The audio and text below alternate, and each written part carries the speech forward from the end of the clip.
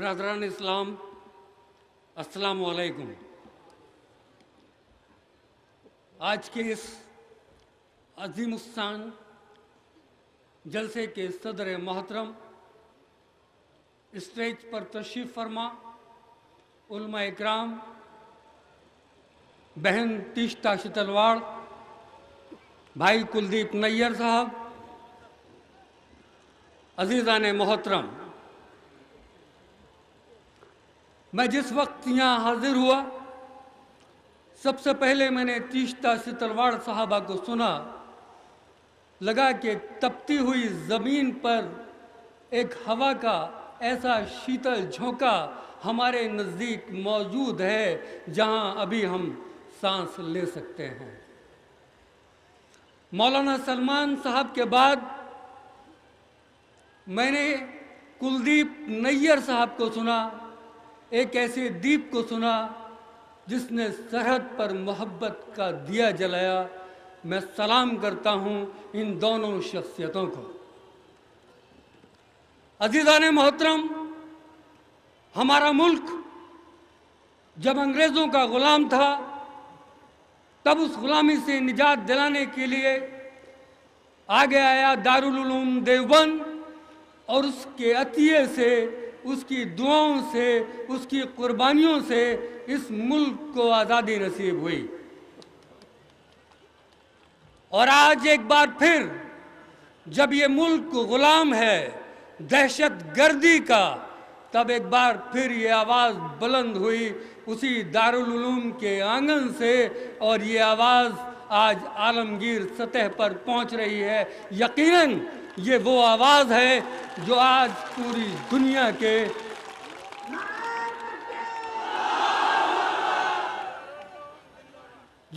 दुनिया के दहशत गर्दों को ये बताएगी कि दहशत गर्द कौन है। और वो जो कहते रहे थे कि हिंदुस्तान में चलने वाले मदरसे दहशत गर्दी के अड्डे हैं, आज वो समझ लेंगे कि हिंदुस्तान में चलने वाले मदरसे इस मुल्क को आज़ादी भी दिलाते हैं और दहशत गर्दी से निजात भी दिलाते हैं।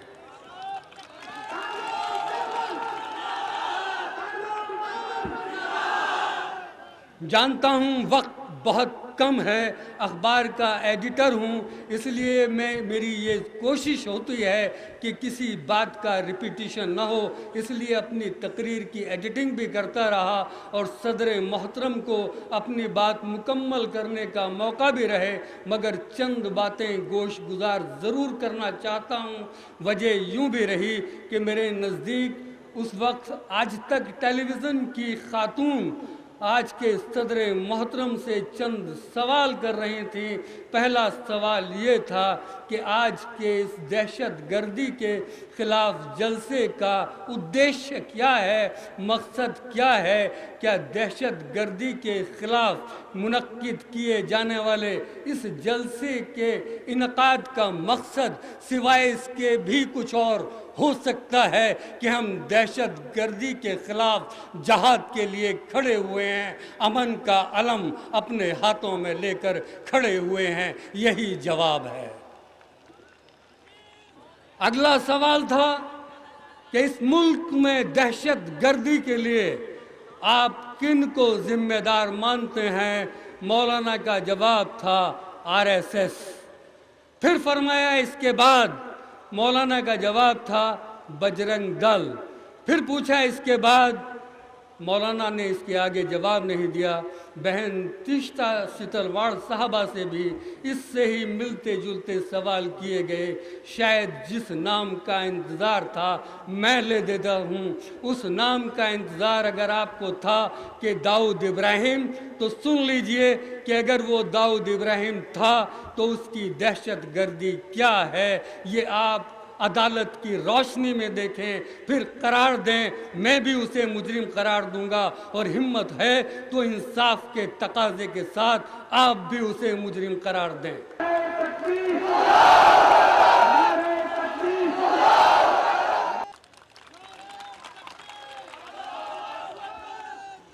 अजीज 28 फरवरी 2002 को गुजरात जल उठा, इसलिए कि 27 फरवरी को साबरमती एक्सप्रेस में एक हादसा हुआ। आप उसे हादसा करार दें या ये कहें कि दानिश्ता अमल था। हालांकि CFL की रिपोर्ट है कि आग बाहर से नहीं अंदर से लगाई गई थी। ताहम 58 बेकसूर लोगों की जानें गईं, इसका हमें दुख है और उसका फितरी रद्द अमल था, उसका फितरी रद्द अमल था। बकौल चीफ मिनिस्टर गुजरात नरेंद्र मोदी के 3000 से ज़्यादा मुसलमानों को तहे तेग कर दिया गया। उनमें वो भी शामिल थे जिन्होंने अभी दुनिया में कदम नहीं रखा था, जिन्हें मादरे शिकम में ही कत्ल कर दिया गया। आज सवाल कीजिए उस फितरी रद्द अमल का और पूछिए अपने गिरेबान में झांक कर कि अगर 58 लोगों के कत्ल का जवाब था, 3000 बेगुनाह इंसानों का कत्ल और वो अमल का फितरी रद्द अमल था, तो 6 दिसंबर 1992 की बाबरी मस्जिद शहादत के बाद मार्च 1993 का बॉम्बे बम ब्लास्ट भी फितरी रद्द अमल था।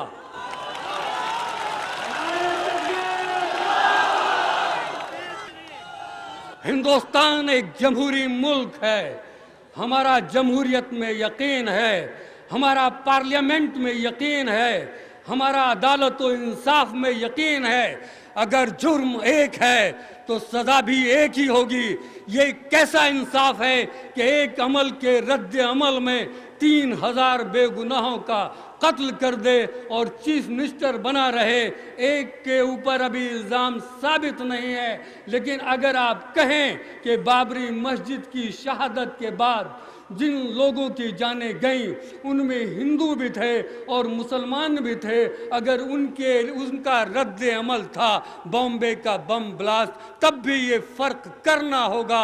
एक मुल्क का वो जिम्मेदार शख्स था जिसके ऊपर एक रियासत में अमन को बरकरार रखने की जिम्मेदारी थी। दूसरा शख्स मुल्क की कोई मुमताज़ शख्सियत नहीं था। ये है मेरा जवाब जो उस वक्त आपको नहीं मिला। अज़रा करम नोट कर लें और फिर पूछें अदालत से बड़ा मुजरिम कौन है, नरेंद्र मोदी या दाऊद इब्राहिम।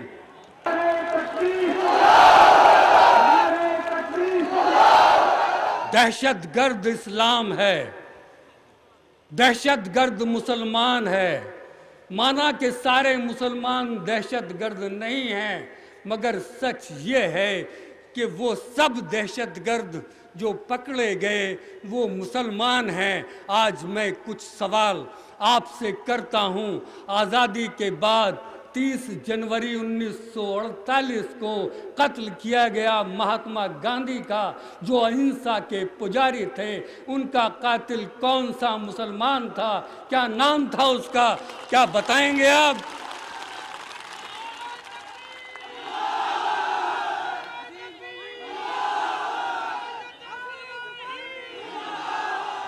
हिंदुस्तान की वजीर आजम हमारी बहन तीस्ता सितलवाड़ ने कहा औरतों को आगे आना चाहिए।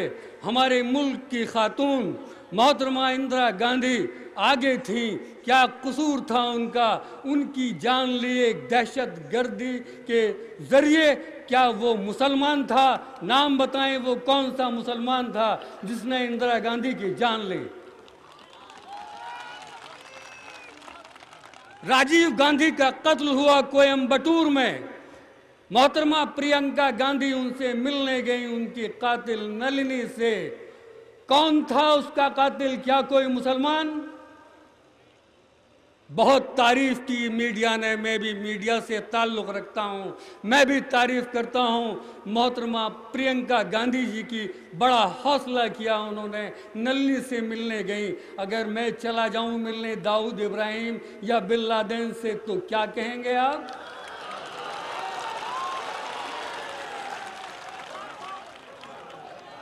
क्या परवरदिगार आलम ने रहम का एक दिल सिर्फ आप ही के सीने के लिए दिया है? आइए तारीख की बात कीजिए, पहले इस मुल्क के तक़सीम वतन की। میں طویل گفتگو نہیں کروں گا، مجھے معلوم ہے صدر محترم کو خطاب کرنا ہے، مگر بات ادھوری رہ جائے گی دہشت گردی کے تعلق سے اٹھنے والے سوالات کا اگر جواب نہ دیا تو۔ ملک بانٹا مسلمانوں نے 60 سال سے یہی بات کہی جاتی رہی، اس سے بڑا جھوٹ تاریخ کے اوراق میں کچھ بھی نہیں ہے۔ سچ یہ ہے کہ 1947 14 اگست کو ملک نہیں بٹا تھا، مسلمان بٹے تھے، دانشتہ مسلمانوں کو بانٹا گیا تھا، اس لیے کہ ملک کو چلنا تھا ڈیموکریٹک پیٹرن پر، جمہوری طریقے پر، اور فیصلہ ووٹ سے ہونا تھا کہ جسے ووٹ زیادہ ملیں گے وہ اس ملک پر حکومت کرے گا۔ حکومت کے دعوے دار ایک سے زیادہ تھے، ملک ایک تھا۔ پنڈت جواہر لال نہرو بھی حکومت کرنا چاہتے تھے، سردار پٹیل بھی حکومت کرنا چاہتے تھے، محمد علی جناح بھی حکومت کرنا چاہتے تھے۔ محمد علی جناح بھی بیرسٹر تھے، جواہر لال نہرو بھی بیرسٹر تھے، دونوں بہترین انگریزی بولتے تھے، دونوں کا عوام پر اچھا اثر تھا، دونوں بہترین مقرر تھے، دونوں انگریزوں کے بہت نزدیک تھے، دونوں ہی حکومت کے دعوے دار تھے۔ اس وقت کے سیاستداں ڈر گئے کہ 600 برس کی مغلیہ سلطنت کا دور اگر ایک بار پھر شروع ہو گیا تو آزادی ہمارے لیے بے معنی ہو جائے گی، اس لیے زمین کا ایک چھوٹا سا ٹکڑا دے کر محمد علی جناح کو الگ کر دیا گیا تاکہ مسلمان ہمیشہ کے لیے اقتدار سے محروم رہیں۔ ہم بے قصور ہیں، ہم بے گناہ ہیں، گناہ گار ہے سیاست۔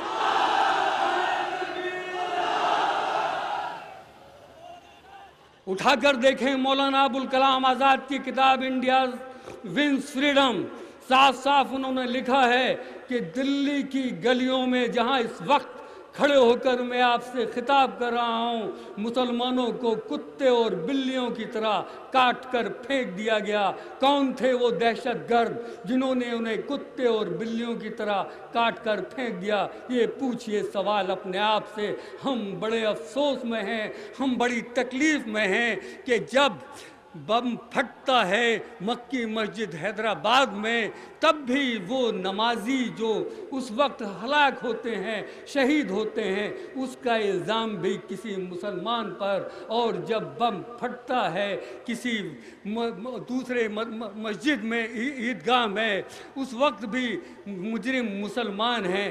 کیا آپ بھول گئے کہ اس ملک کی آزادی میں پھانسی پر چڑھ جانے والے شہید اشفاق اللہ بھی مسلمان تھے؟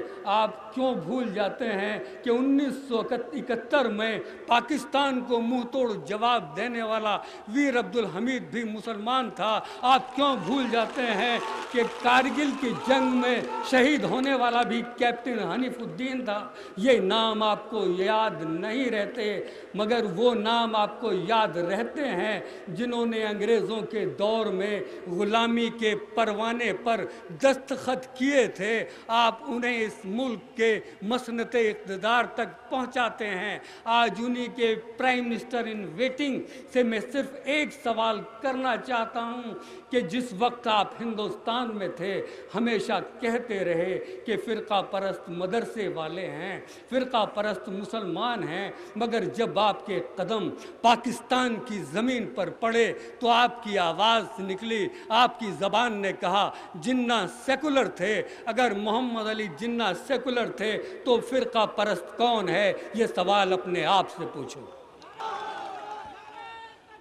ایک آخری بات اور اس کے بعد اجازت، اس لیے کہ جب اس ملک میں دہشت گردی کا ذکر ہوتا ہے شروعات کشمیر سے ہوتی ہے۔ میں کہتا ہوں تاریخ کی روشنی میں، اس لیے نہیں کہ مسلمان ہوں، اس لیے نہیں کہ اردو کا ایڈیٹر ہوں، بلکہ اس لیے کہ ایک ہندوستانی ہوں، ایک سچا اور پکا امن پسند ہندوستانی ہوں، تاریخ کے اوراق بیان کر رہا ہوں۔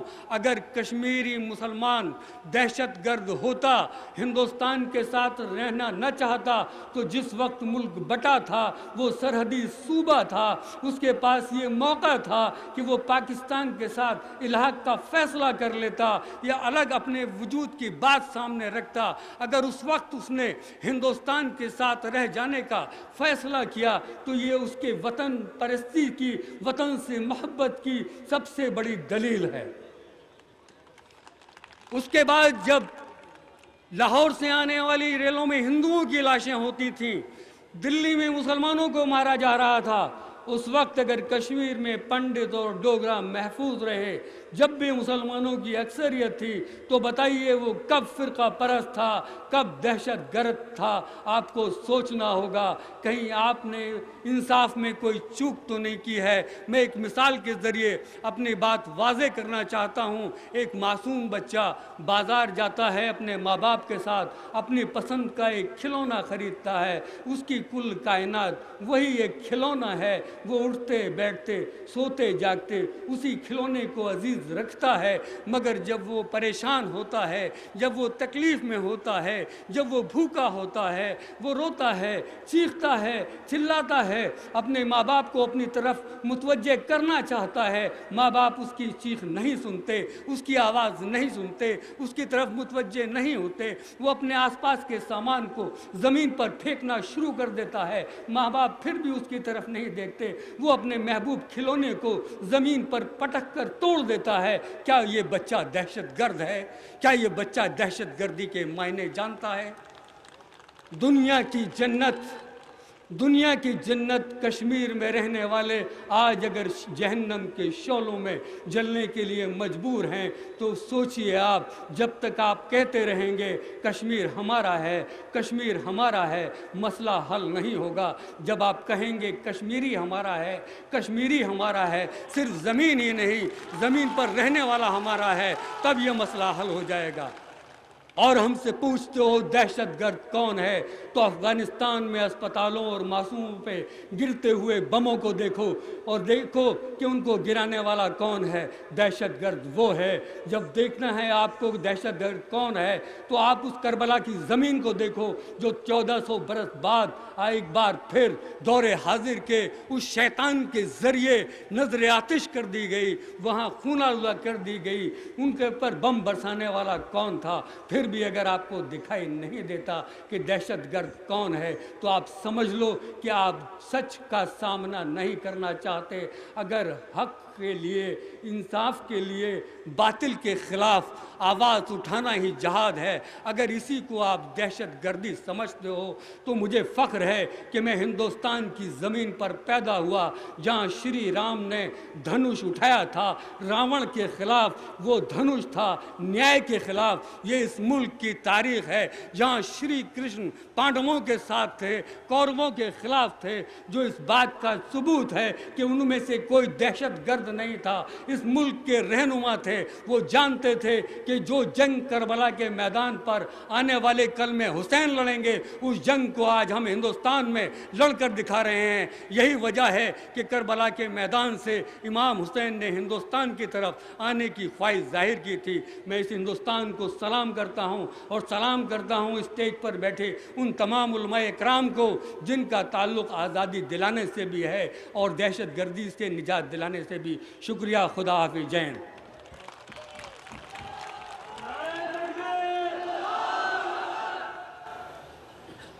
हज़रात, वक्त बहुत कम है और इस कम वक्त में हमने अपने मेहमानों की बातें बहुत इख्तिसार के साथ सुनी हैं, और अब मैं समझता हूँ कि बग़ैर किसी ताख़ीर के इस जलसे के और इस तहरीक के मीरे का अदाए तक़रीर करने का, लेकिन एक बात मुझे अर्ज़ करने की इजाज़त दीजिए कि ये जो दहशतगर्दी के ख़िलाफ़ पूरे मुल्क में फ़िज़ा चल रही है, मुख्तलिफ़ जलसे हो रहे हैं, कॉन्फ्रेंसें हो रही